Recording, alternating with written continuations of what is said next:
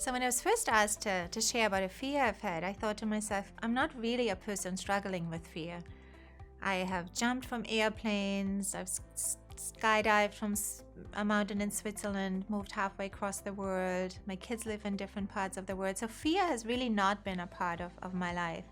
But at the time when I was asked that question, I was actually afraid of an upcoming 100-mile race that I was doing, and to the point where I would wake up at night anxious and afraid, thinking, can I do this? I've been a runner for about 10 years, and 3 years ago I ran my first 100-mile race. And it actually went really well, and it was a good experience, came in second female, so I thought I'd do it again the next year. And I think I was a little overconfident, not mentally prepared enough, and so I ended up dropping out at mile 72 with dehydration and stomach issues. And so I think that all led into me feeling, can I do this? As I signed up for this race in January. And it got to the point where I actually met with a friend and told her, I'm really scared of this. And I'm not scared of dropping out. I'm not scared of not getting a medal. It was actually scared of pushing through the hardship that was going to be a part of it. For people of my friends, it was like, oh, she's done it before. But this was different because I was really afraid and anxious beforehand. I'm happy to say that as I ran the race in January, it went really well, and I finished the race. And I feel like every challenge along the way, with God's help and with my friends' support as well, I got to overcome, and I'm really thankful that I did.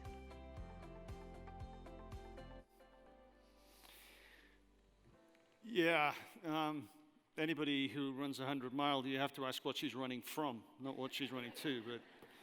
But I can say that, by the way, because it's my wife that did it. But I can really say that she did wake up. Many times in the middle of the night, the fear was real. Yes, she did run 100 miles, and yes, in one go, she needed a bathroom break and everything else. But and she did it, and she did it afraid. Now we're in week number 3 of our series, Do It Afraid, where we're just looking at a guy who had to do so many things afraid in order to do God's will. And we're returning to Nehemiah today. Now today's message is entitled, The Fear of the Fight. The Fear of the Fight. Now a quick recap, in case you're joining us today, or maybe you're not familiar with the story of Nehemiah or even with the Bible.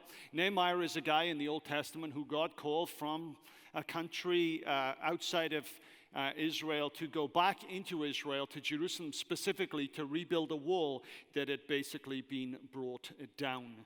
So that's basically the story. And this guy had to encounter or overcome a lot of obstacles in the process. Now today we're going to jump back into the book, and we're going to be looking at Nehemiah chapter 4, chapter 5, and chapter 6. If you've got a Bible, you may want to turn there. Now, I'm mindful when I talk about the fear of the fight or the fear of conflict that it may seem rather strange to devote an entire message to the fear of conflict. That is until we realize that conflict at its core is perceived by the brain as a threat and reacts to it in very similar ways to how it would react to fear.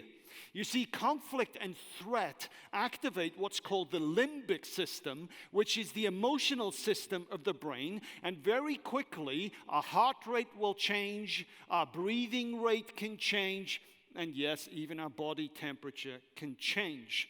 And that is a sign that stress hormones like cortisol are basically being released into the system. And then there's a chain reaction that begins to come into play where we'll typically do 3 things. We will fight, there's flight, or we will freeze. Think about it.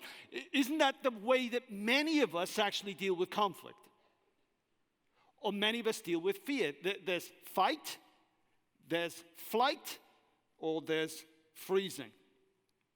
And if the amygdala, I've got to think about that. I said amygdala in the first way, but that's the way the Welsh people would say it. But the amygdala, if the amygdala, which is the emotional response center of your brain, feels threatened, and you allow it to run in the way that I've just described, then what happens medically is that your prefrontal cortex is impaired. Now, here's what that means. That means that the prefrontal cortex, that's where your decision-making comes from. It doesn't work properly. And so if in the middle of a conflict, you allow yourself to feel threatened, what's going to happen is these hormones are released into your system, and then all of a sudden a chain reaction is brought into effect that actually impacts the way that you respond. Meaning that biologically, literally, you may not hear what is being said correctly. It means that you won't interpret what is being said in the right way. Now, this is just how the brain works. I'm just talking medically right now. So it's easy, isn't it, to understand how medically, why conflicts get so heated so quickly. It's just medicine we're talking about, biology.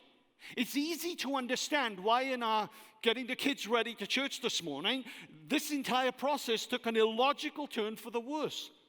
And we can sometimes find ourselves getting in the car thinking, how on earth did that happen? The answer is you did it afraid.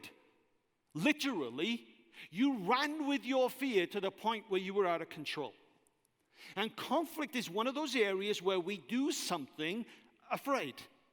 Literally out of a fear of the threat, and the more pain in your past, the more threatened you feel in your present, and that makes conflict resolution really difficult. It means facing the obstacles, which are often people in front of you, in order to get to where you believe you need to be. It makes it a whole load harder because quite literally, you are out of control. Now, Nehemiah experienced threats and conflict that he had to fight through. These conflicts were real. The fight was real. But Nehemiah, even though he did it afraid, did it in control. He made a choice.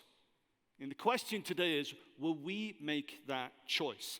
Now, before looking at 3 specific types of conflict that he had to work through, I want to read one verse, Nehemiah chapter 6 and verse 9, which is critical for us to understand that Nehemiah faced conflict afraid, but he didn't face it out of control.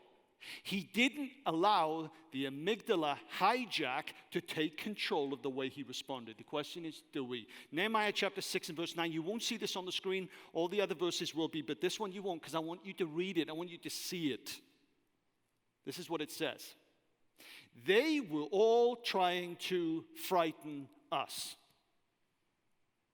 All of the conflict in chapters 4, 5, and 6 is designed to frighten them. Why? This is what they were thinking. Their hands will get too weak for the work, and it will not be completed. So all the conflict in chapter 4, 5, and 6 is designed to get the people to think that they were too weak, that their enemies were too strong, and they wouldn't be able to do it. So what happens? What does Nehemiah do? Look at this. But I prayed. What does he pray? Strengthen my hands. Think about it. They intimidated them. They tried to frighten them to get them to think that their hands were too weak to do the work. What does Nehemiah do? He doesn't say strengthen their hands. He says strengthen mine. Nehemiah embraces the fact that there is a fear component whenever you have to face opposition. But he's not willing to allow fear to stop him from doing God's will. God, strengthen my hands. See, Nehemiah faced threats. And he faced them well. Not because he wasn't afraid, but because he knew that God was near to him. And as we said in week number 1 and in the intro, the antidote to fear is not summoning all the courage that you have. The antidote to fear is knowing whose you are. You are God's son and daughter. God controls your life if you have surrendered your life to him. Nehemiah faced fear well because he knew God was near. And that enables him, in this moment where he feels like his hands are weak, to say, God, I'm not quitting right now. Even though I feel like it, amygdala hijack, I'm going to stand on the truth. The truth is that I'm your child, and the truth is that you've got this. So he faced three types of fear, but he faced it well. First type of fear is what you would expect. It's that external opposition. It's opposition from the outside. We see this in chapter 2. We see it in chapter 4 as well.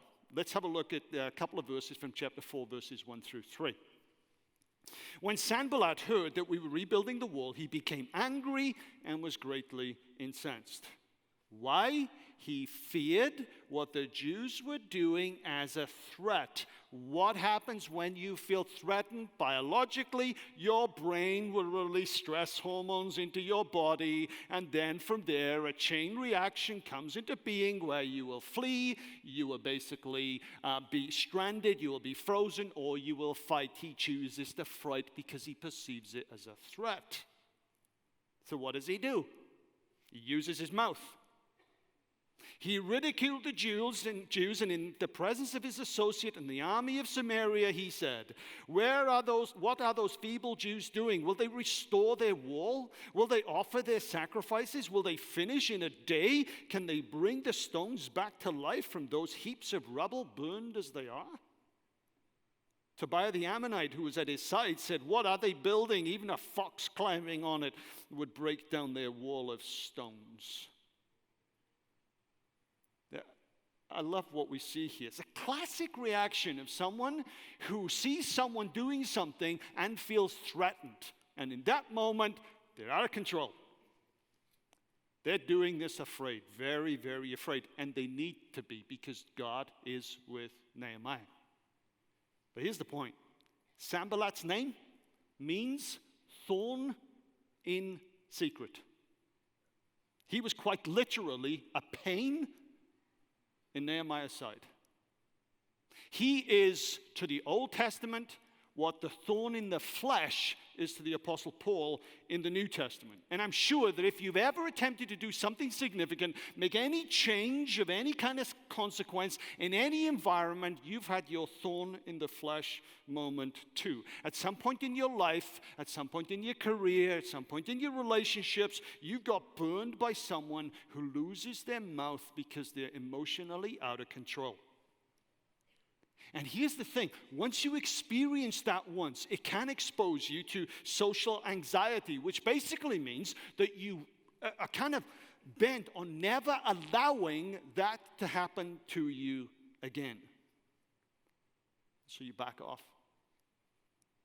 The principle behind the lessons that we're going to look at today is simply this.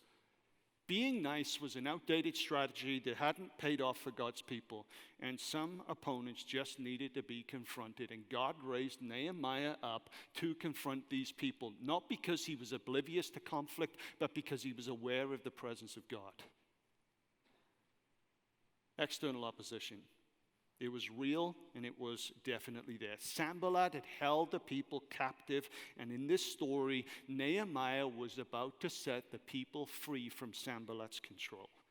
And he achieved this, not by removing the fear of the attack, not by removing the fear of reprisal, but by helping the people face their fears and by getting the people to realize God was with them, and if God was with them, nothing could stand against them. External opposition. Secondly, we have internal opposition. This is chapter 5. Internal opposition is one of the hardest things that you need to deal with. It's often difficult because you often don't expect it. One of the hardest lessons for a church is to realize the biggest threat that a church faces is not the attacks from without, but the disunity from within. And I want to suggest to you that a lot of the reasons why churches become so divided and split is because we don't react to internal opposition in the right way. A lot of the reasons why churches split is not simply the Paul and Barnabas scenario that we looked at months ago where God wanted to kind of divide and conquer, but because the leader has responded to understandable questioning and criticism in the wrong way. You see, when something is so important, differences of opinion will occur. If you're planning things for your family, if you're planning a life, you're thinking of starting a business, thinking about starting to do anything, if this is so important to your family, to your business, to your church, then guess what? People are going to view it differently. Internal opposition isn't always bad. It's natural. If something is truly important, different opinions, especially amongst family members, are inevitable and natural. And over the years, I need to realize that someone can stand against my opinion, and that doesn't mean to say that they're standing in opposition to me.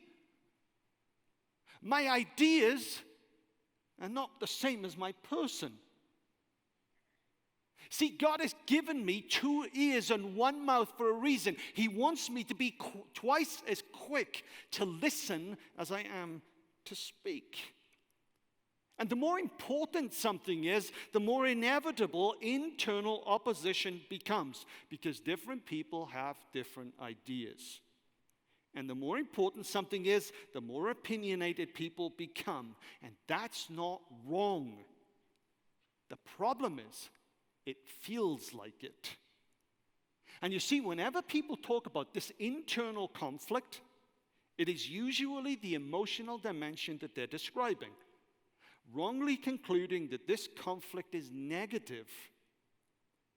But again, in biblical terms, because of a sovereign God who's always in control, conflict is actually neutral. It's natural. It's not necessarily negative. It's actually neutral. It's neither destructive nor constructive in and of itself. It's what we do with it that actually counts. And again, if we allow ourselves to react to the perceived threat, these emotions, these hormones are kicked into play, and we will do one of 3 things. We will fight it, we will run from it, or we will freeze in the face of it. And invariably, if it's the people that we're doing life with and the people that we love are exposing us to this perceived threat, it's easy to understand how we get it so wrong. And so here's the point. While it is true that the probability of conflict increases depending upon the stupidity of our actions, right? We all know that. It will nonetheless be constant because we are all imperfect people and some things are simply that important. What have we got to do? We've got to realize that when something is that important, it is going to be our experience of feeling threatened. And when we are threatened, we need to respond. And we will often do it afraid, but we cannot do it out of control. Nehemiah faced internal opposition, and we'll see this. He never did it out of control because he knew God was with him. God had this. Question, do we? Thirdly, he faced personal attacks. Nehemiah chapter 6 is the personal attack chapter. Nehemiah chapter 5 is the internal opposition chapter. Nehemiah chapter 2 and 4 is really that external opposition chapter. But in chapter 6, we read of these personal attacks. Now, we started off with chapter 6 and verse 9. They tried to frighten us, but I prayed, God strengthened my hand. So already the scene is being set here for the realization that Nehemiah is encountering fear. He's not oblivious to it. And then straight after that chapter, after that verse, we read these words. One day I went into the house of Shemaiah, son of Delaiah, the son of Mehetabel, who was shut in at his home. He said, let us meet in the house of God inside the temple, and let us close the temple doors, because men are coming to kill you. By night, they are coming to kill you. So the temple was a place of sanctuary and safety. But I said, should a man like me run away? Remember, he's just prayed, God, strengthen my hands. Should a man like me run away? Or should someone like me go into a temple to save his life? I will not go. Why? Because some opposition needs to be faced. I realized that God had not sent him. Now, we're not told how he realized this. This word, realized, makes us think that it was because God revealed to him in this moment, wait a minute, they're trying to get you here. That's the implication. I realized that God had not sent him, but he had prophesied against me because Tobiah and Sanballat had hired him. And now from the rest of it, it seems as though he was a little bit more informed of their plan. He had been hired to intimidate me so that I would commit a sin by doing this, and then they would give me a bad name to discredit me. I've got to say that I really resonate with passages like this. I've never had a hit placed on me in the way that he has.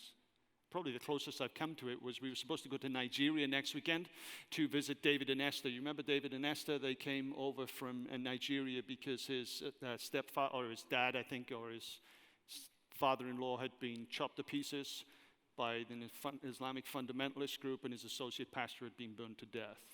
We were going to go over there to encourage him, take a lot of support, and basically through the difficulty in the country, we were told, hey, reconsider your travel at this time. We told David, and David said, oh, Pastor, please, we've hired a police guard for you the entire week. It's going to be safe. I thought hiring a police guard for me when I go overseas doesn't sound to me like safe.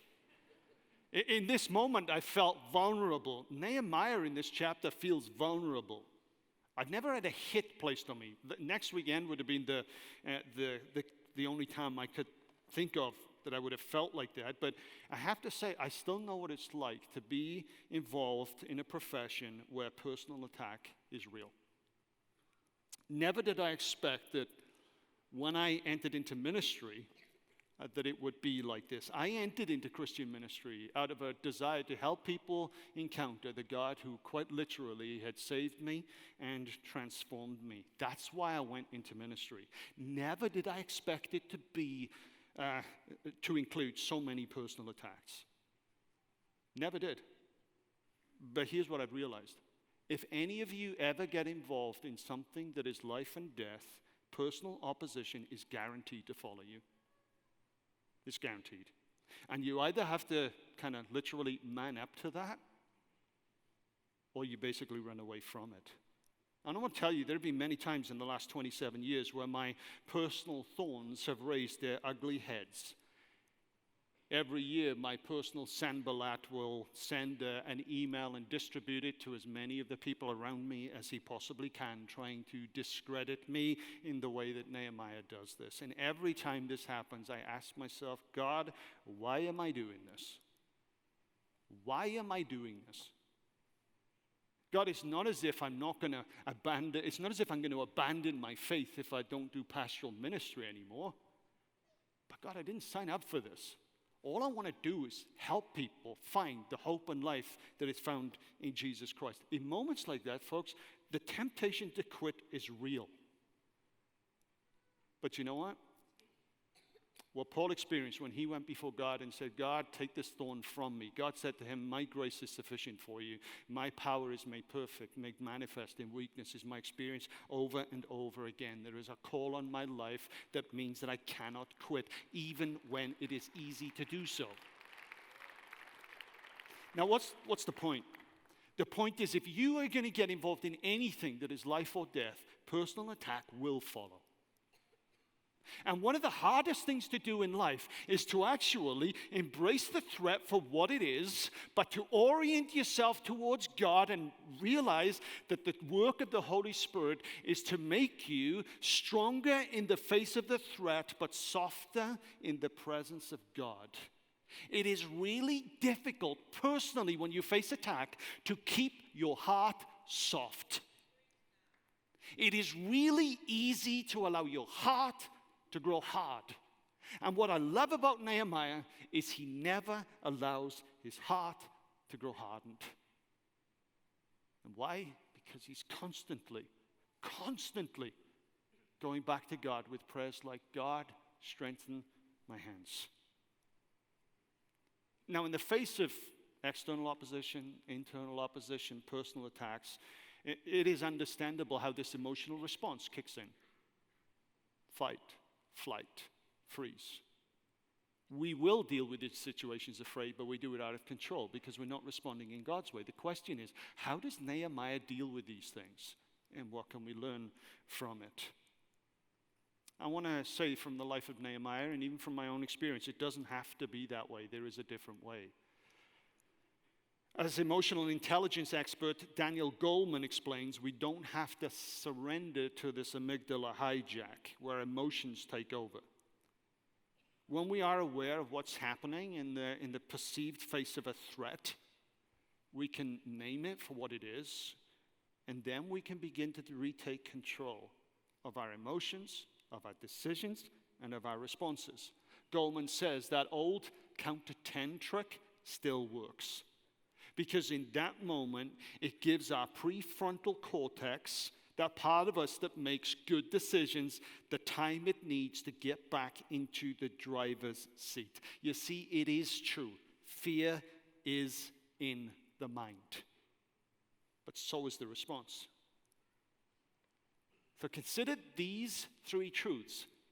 When in the face of a threat, whether through people or through situations, you begin to feel so vulnerable that your emotions start to determine your response rather than your faith. Three things we need to do from the life of Nehemiah. Firstly, in moments like that, what we have to do is we have to position other people for greatness. Now, this seems strange, so just go with me here. What I've discovered in moments where I feel the most vulnerable is in moments like this where my emotions are starting to kick in, there's that hijack going on, I've started to realize that fear and idolatry are cousins.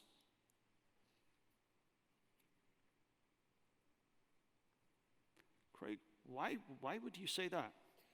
You see, when I'm afraid, I'm giving serious credence to something or someone that I believe is in more control of my destiny than God himself. Folks, that's idolatry. That's putting someone or something else on the throne. And then I realized that in the moments of fear, my breathing, my heart rate, my temperature, sleeping patterns, everything I'm thinking about is this threat. Everything I'm thinking about, in other words, revolves around me. And it's in a moment like that I need to stop and I need to realize, wait a minute, it's actually not about me. It's about him. It's actually not about me. It's about us. It's not about me. It's about other people. My life is not my own. It's been bought with a price. And the minute I start to do that, the minute I start to realize God is in control. You see, fear and idolatry are cousins. It forces us to put us on the throne when God should remain on it. And what is intriguing to me is when we read Nehemiah, he positions other people for greatness. In other words, he brings them to the point where they have to face their fear. And he does it in the way of pointing them towards God and pointing them to other people. Have a look at this example in Nehemiah chapter 4, verses 13 through 15. Therefore, he says, this is about all the threats and everything else. Therefore, I stationed some of the people behind the lowest points of the wall at the exposed places, posting them by families with their swords, their spears, and their bows. This is a really strange way of getting people to deal with their fear. Don't you agree? Putting them at the lowest point of the wall where they are the most exposed. After I looked things over, I stood up and said to the nobles, the officials, and the rest of the people, don't be afraid of them.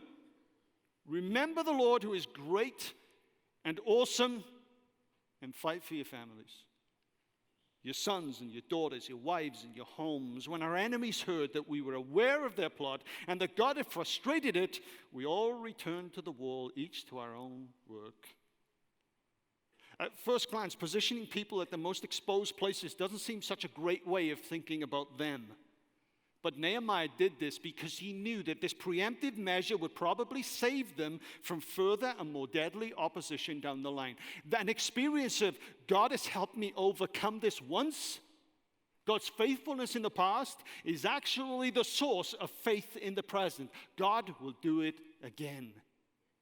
Sometimes we need to face a fear in order to overcome it. Nehemiah positions people for greatness by bringing them to the point of their fear and helping them overcome it. I've shared this story before, but it came back to me as I was reading this text that many years ago we lived in Germany and our kids were really young. And I think Alec was about 3 or 4 at that point in time.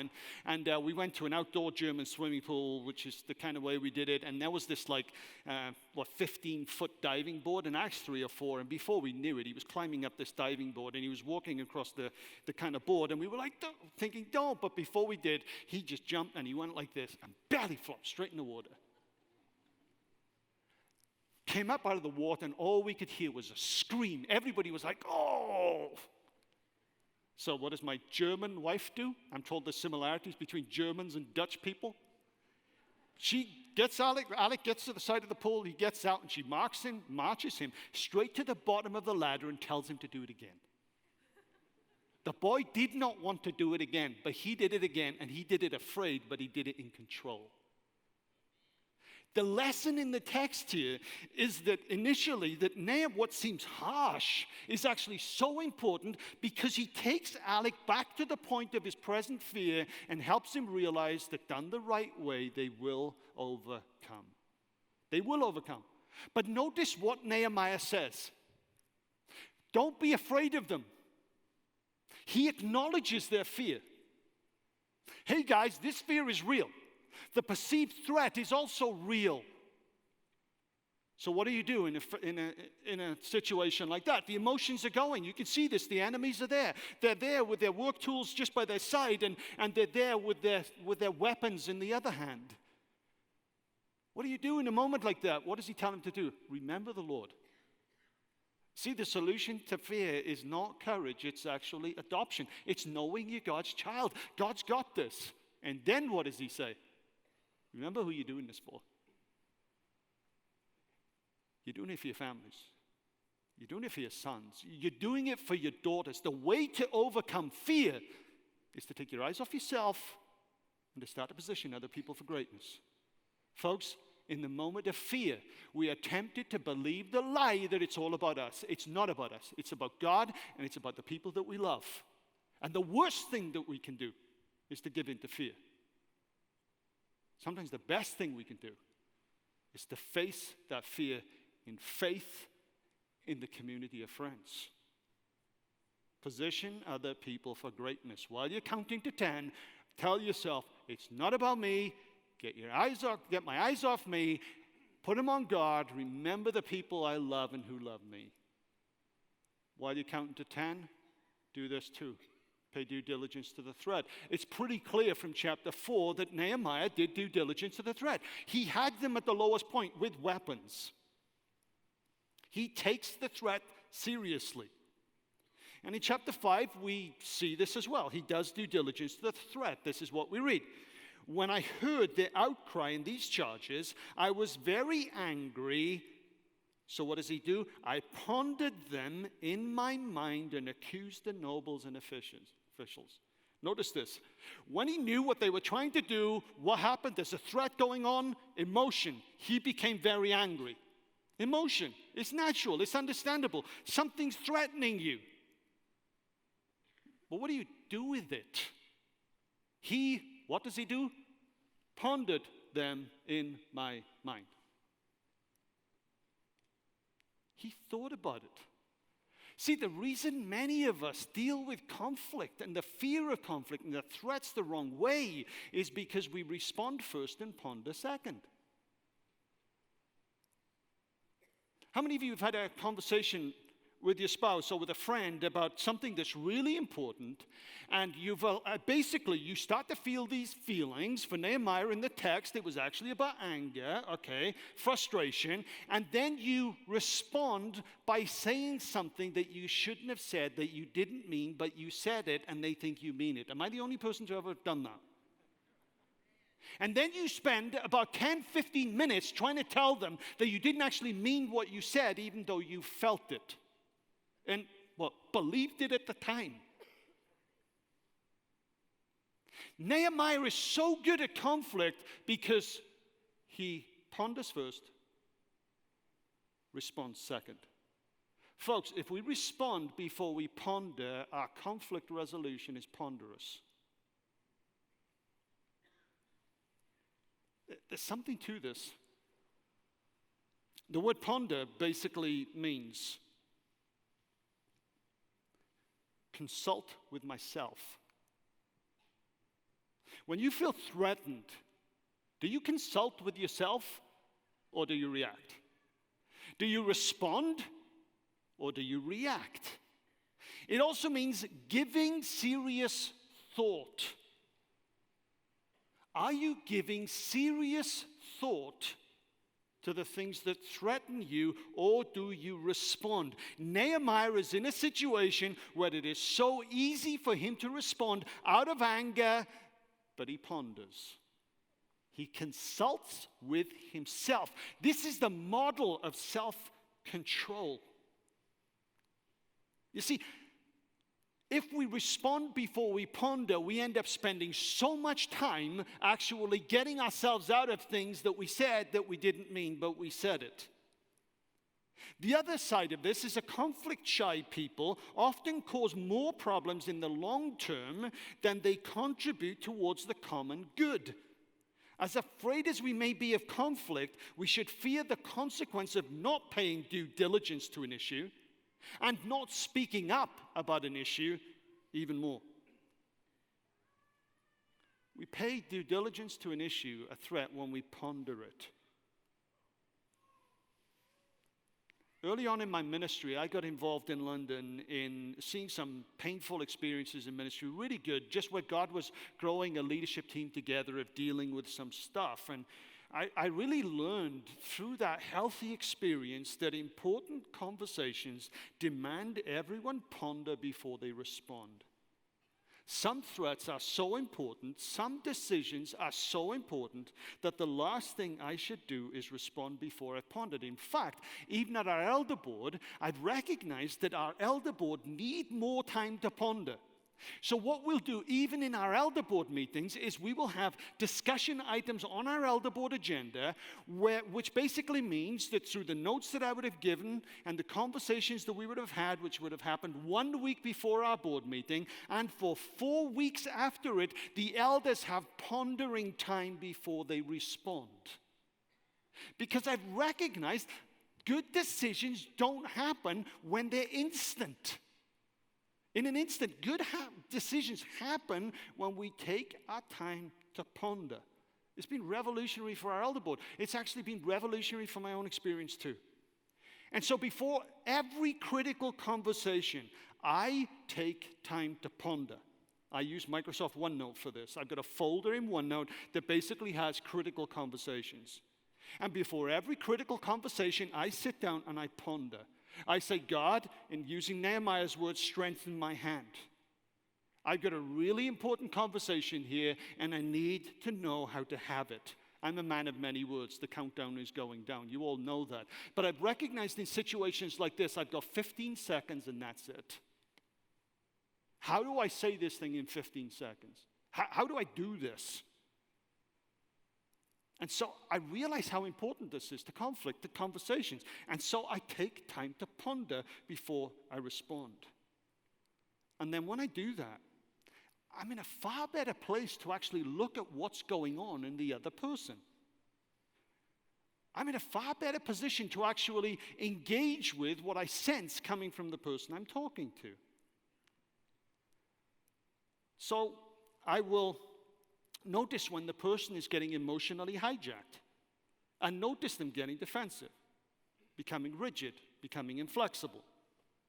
I notice when I walk down the hall and after the conversation whether it's a good thing, because I can usually see how the spouse responds to me. That's a great tool, by the way. Have a hard conversation with someone, walk down the hall, and see how if the spouse looks to you after the conversation. If they look you in the eye, it went well. If they walk past you, it doesn't. You know why? Because we are really good, especially guys, we are really good at dealing with an issue in work, going home, unloading everything on our spouse. It'll take 2 hours to talk about what went wrong, and then we go back the next day, we've worked it out, but our spouse is still in the situation of dealing with all the emotion of it. We've got to look at what's going on in people. And when they get defensive, they're rigid, inflexible, getting too emotional, taking things too personally, becoming too sensitive. If we pondered all of this before, we're in a better position to see it. We can watch for triggers. We seize on point of agreements. We look for what we need to give up in order to achieve what is truly important. And then in those moments where the anger comes, knowing the way the brain works, knowing how this is such a big deal, rather than seeing anger, I choose to see fear. And when I see fear in someone, not anger, do you know what? I respond with compassion rather than indignation, because I get it. This truly is a big deal. What's the point here? Every relationship that we're involved in, if it's meaningful, is based on give and take. And our willingness to ponder, to think about it before we respond, is the way that we can adopt a positive attitude and basically do what we need to do, giving away what we should and receiving what we need to. And when it doesn't go well, we should bring in other people. You know, in my experience, having put that into practice more often than not, these conflicts end up in a healthy place. And I thank God for that. Nehemiah's relationships ended up in a healthy place. Why? Because he pondered. He didn't just respond. And I want to say it again. If we find ourselves in conflict situations and we are responding before we've thought, it's unlikely to go well. We're going to spend most of our time trying to clear up those things that we said that we didn't mean. But we said it anyway. That's not the way that relationships work well and work best. If something is so important to you, then do yourself a favor. Do the person you're talking to a favor. Do your community a favor. Take time to ponder. That's the best way to deal with the amygdala hijack. Take time to ponder. Thirdly, this is the most important thing. I would have started with this, but I want to end with it. While you're counting to 10, you're remembering it's not about you. Idolatry and fear go together. You're taking yourself off the throne, putting God on it. You're starting to realize, okay, what is the real issue here? What am I really dealing with? But in all of that, we've got to realize there's God. Over and over again, Nehemiah points himself towards God. Just a couple more examples. In these conflict scenarios, but we pray to our God and posted a guard day and night to meet this threat. Nehemiah didn't respond before he pondered. Pondering involves prayer. That's the point here. There was a threat, so they prayed. I love Nehemiah. Before there was work, there was the worship team assembled. Do you notice that? Hey, we need to go and build a wall. So guess what? We need a worship team. We wouldn't have done that. Hey, we need to take these threats seriously. So guess what we're going to do? We're going to pray first. Who is it that said, was it St. Francis of Assisi, I have so much to accomplish today that I have to make time to pray? It's about reorienting our hearts towards God. Here's another example. I also shook out the folds of my robe, and I said, in this way may God shake out of their robes and possessions anyone who does not keep this promise, so may such a person be shaken out and emptied. Now, this is a stronger one. Conflict is coming. It's an internal opposition. Nehemiah is essentially praying, God, either change them or take them. Many years ago, I read this, and God just spoke into my heart that prayer. The way to deal with internal opposition, Craig, is for you to pray, God, change them or take them. And I said this once to some leaders, and they say, are you saying take them to heaven? And I said, no. But for some people, they're so unhappy here and in every church they've gone to that maybe the best place for them will be heaven because that's the only place they won't complain.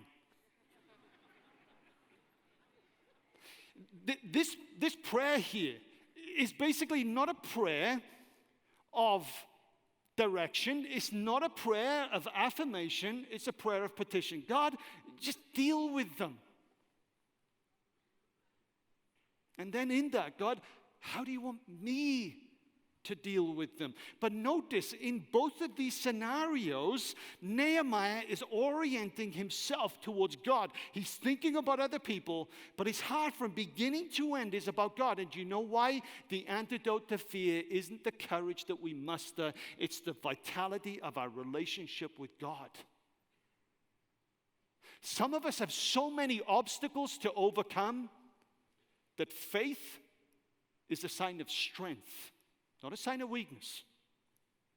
You spending time in prayer before God is a sign of you recognizing that you need God's help. Let me begin to wrap this up. We need to, in all of our fear, keep God at the central place. Keep God in the throne. Not our fear, not someone else. God's got this. Go back to the introduction week. We need to live with the fear of God, which is that recognition of all that God truly is.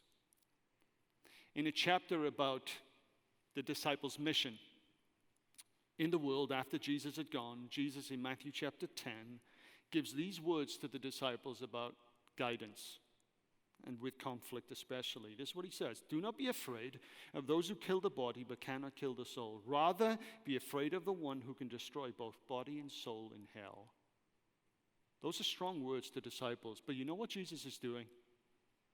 In chapter 10, he tells the disciples, look, these 12 disciples, he's saying, you disciples of mine, your experience after I'm gone will be like mine in the rest of my life.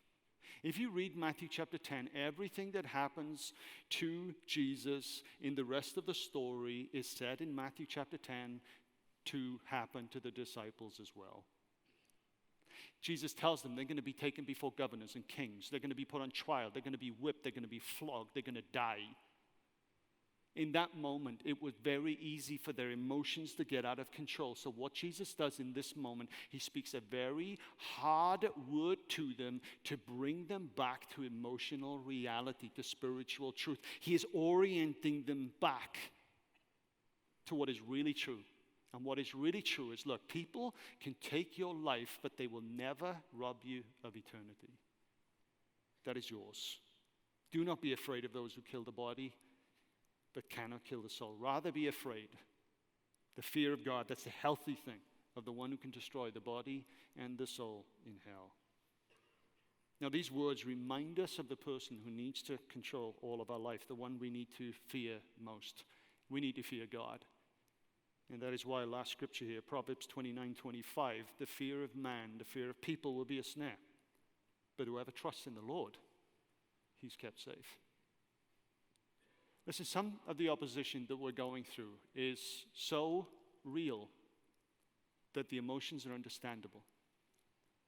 But you know what? Our feelings can't always be trusted. But God always can. And I want to encourage you to reorient yourself towards the person and the presence of God. You can overcome all that stands against you, not because you can do this, but because God has got you. In his presence, there is all the strength, there's all the peace, and there's all the power that you need. Believe it and receive it in Jesus' name. Let's go to God in prayer, shall we? Let's pray. Father, I want to pray that the example that Nehemiah sets in the way he dealt with those things that came against him would become our experience. In those moments where our emotions are set to overwhelm us because the threat seems so great, God, won't you enable our hearts to be redirected towards you? And in that moment, won't an awareness of your presence just fill our souls and bring us peace so that we would know what it is that you're calling us to do? God, we thank you that you've got us involved in so many things. The threat is real. And God, I want to pray that in that we would do due diligence to it. We would position others for greatness by taking our eyes off ourselves. And that we would look to you, the author and perfecter of our faith, that we would trust you and act in faith of what we know to be true, not on the basis of our feelings that can so often disappoint us. Lead us to that place, we pray in Jesus' name.